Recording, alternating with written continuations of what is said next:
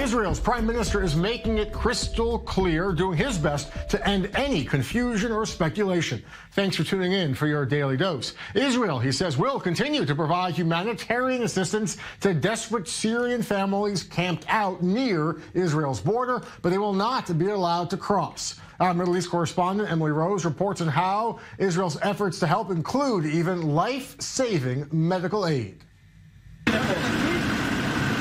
A small ray of hope in a bloody civil war. In an overnight operation, an Israel Defense Forces medical team treating 6 Syrian refugees.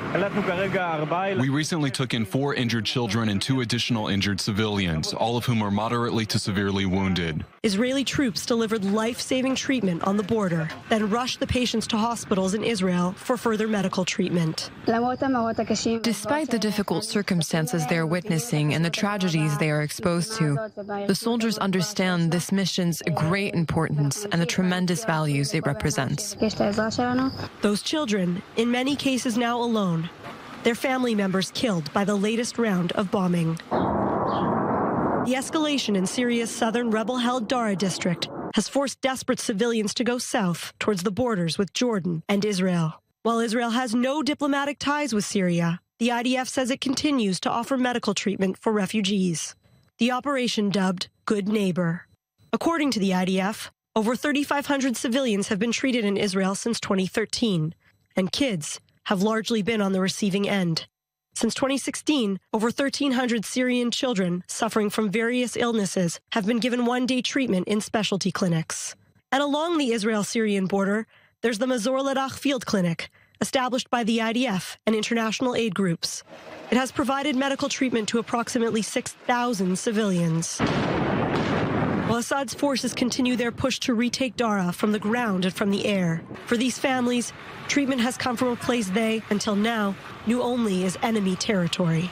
Emily Rose, I-24 News. With me in the Daily Dose studio is I-24 News defense correspondent Daniel Tsemach and Emily Rose, our Middle East correspondent who followed that report. Emily, first of all, do we know how these kids are doing? Clearly, they needed this immediate emergency aid. Are they okay? Will they be okay? Will there be more efforts like this in the future? Yes, the severe cases of these were taken to Sheba Medical Center at Tel HaShomer, which is in central Israel, but most of them were actually treated in northern hospitals closer to the border.